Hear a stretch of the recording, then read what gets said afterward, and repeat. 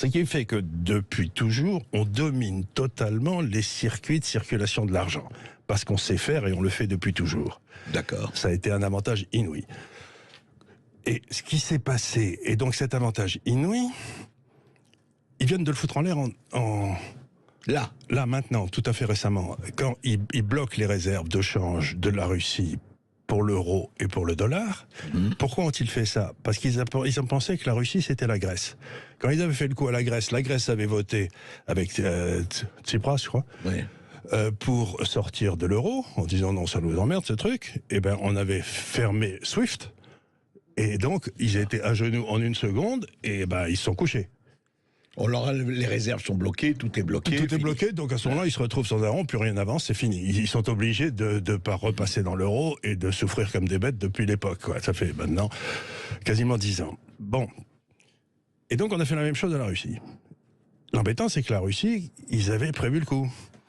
Ils avaient monté des systèmes internes et un système alternatif avec la Chine, etc., pour pouvoir continuer les transactions internationales sans SWIFT.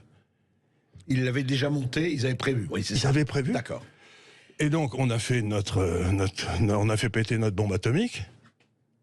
Ils s'attendaient, regardez les discours de M. Le Maire, à ce que la Russie s'effondre dans la seconde qui suit, et qu'elle vienne demander pardon, et il s'est rien passé. Ouais. Il s'est rien passé. Et le rouble est revenu au niveau où il était avant la crise.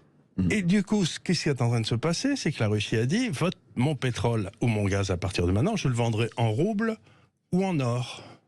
Je passe plus par vos monnaies, puisque vous pouvez me bloquer.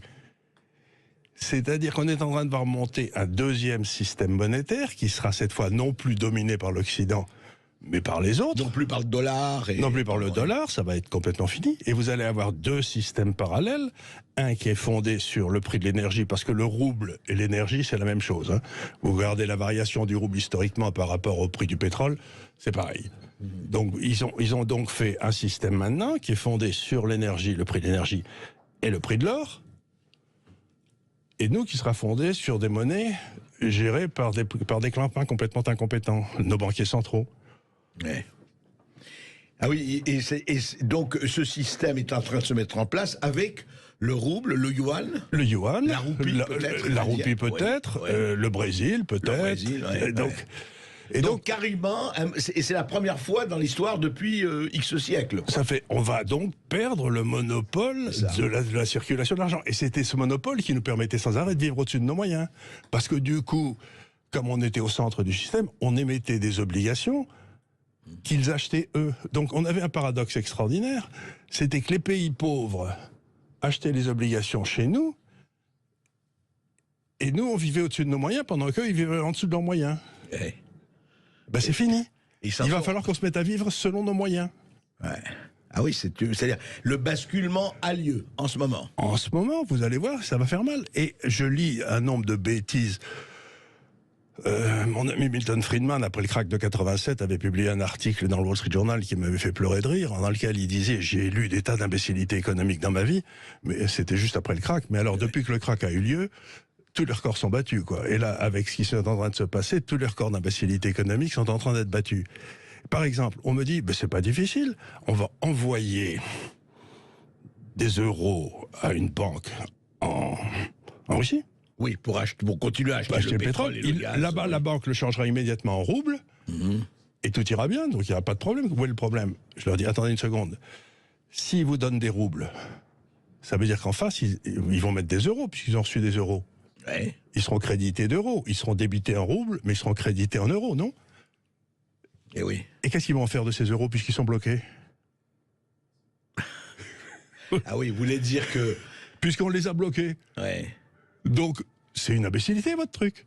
Ils vont jamais accepter ça. Donc, la seule façon de payer, ça va être de donner de l'or. C'est ça. Puisque vous voulez donner des euros, on va dire, on donne de l'or, et voilà. Ben oui, mais l'or, à ce moment-là, ça veut dire que tout l'or qu'on a dans les caisses de nos banques centrales, en 2 ans, il est siphonné.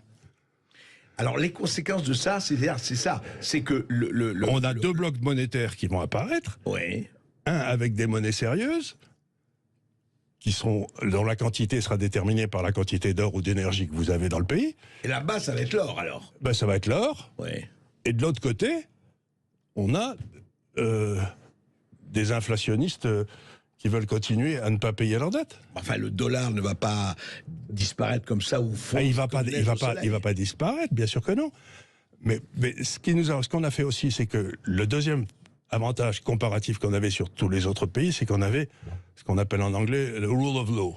Vous savez, le système, la règle du droit. La règle du droit. La règle du droit, oui. Bon, ben alors, on se dit, et même pendant la Deuxième Guerre mondiale, les Allemands continuaient à aller tout le temps à la BRI pour discuter avec les Américains, les Anglais, etc. Là, ce qu'on a compris, c'est donc la règle du droit s'appliquer à tout le monde, pour leurs biens, etc. Et puis on vient d'apprendre que, sauf si vous étiez russe, à ce moment-là, on vous pique tout. On bloque, on pique, ouais, c'est ça. On bloque, mais on applique. Donc la confiance s'est effondrée. Non, mais maintenant vous êtes un bon émir au Moyen-Orient. Oui. Vous vous dites, si je commence à sentir des pieds, ils vont me piquer tout mon pognon. Beaucoup d'entre vous pensent qu'il vous faut 10 000 € pour démarrer une boutique sur Internet. Non. Donc vous avez écroulé à la fois la croyance que ces gens avaient qu'on respecterait leurs actifs une fois qu'ils seraient chez nous s'ils étaient obligés de partir vite de chez eux. Qui avait un rule of law qui discutait, une des règles qui existait.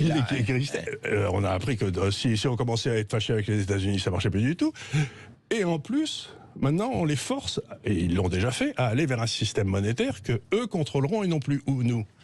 Mais pour se tirer une balle dans la tête comme ça, il faut être compétent. Hein. C'est quand même étonnant, quoi. Mais ces types réfléchissent pas. Ils comprennent pas. Oui, c'est assez étonnant. En fait, c'est-à-dire que ce basculement a eu lieu par l'aveuglement des uns et la prévision des autres. Enfin, Poutine, qui avait vu ce qu'ils avaient fait à l'Iran, etc., et dont je me suis laissé dire que c'était un joueur d'échecs, mais ça ne veut pas dire que j'en dis du bien. Hein. Non, mais on constate. Hein. Je constate. Ça veut simplement dire qu'il a vu le coup arriver, qu'il a fait, ça fait 8 ans qu'il avait des problèmes avec l'Ukraine. Ça fait 8 ans qu'il nous disait, écoutez, si ça continue, je vais la rentrer dedans. Donc il a tout mis en place en 8 ans pour pouvoir la rentrer dedans. Donc qu'est-ce que ça veut dire? Alors juste, Charles, pour terminer avec ça, on se reverra évidemment, parce que c'est pas une affaire qui va s'arrêter demain. Qu'est-ce que ça veut dire pour nous, vivre sur nos moyens, non pas au-dessus, peut-être en dessous? Ça veut dire quoi pour l'Europe et pour la France? Ça veut dire que depuis des années, depuis très très longtemps, et puis l'euro avait aidé ça aussi, on achetait des produits, des matières premières au pays, des voitures, etc., à la Chine ou je sais pas quoi, et en leur échange, on leur donnait des petits bouts de papier coloriés qui s'appelaient nos monnaies.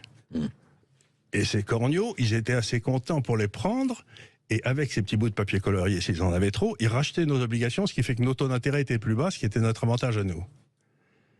D'accord. Eh bien, ils vont plus accepter les bouts de papier colorés. Donc il va falloir leur donner des produits en échange. Il va falloir que toutes nos balances commerciales passent à l'excédent. Et le produit, on n'en a pas. Et en tout cas, ça veut dire que nos monnaies vont s'effondrer. Si vous comptez aller passer vos vacances en Thaïlande, d'ici 2 ans, vous ne pourrez plus. Vous irez passer, c'est les Thaïlandais qui viendront passer leurs vacances en Corrèze. Hein. C'est un sacré changement de paysage. Mais c'est inouï, et on se l'est imposé à nous-mêmes. C'est inouï. Oui, c'est ça. On s'est vraiment... Ils ne demandaient rien. Ils ne demandaient rien. C'est très intéressant. Comme quoi, hein, des moutons dirigés par des, je ne sais pas... Des lions menés par des ânes, et ben ça continue à se vérifier tous les jours. Hein. Absolument.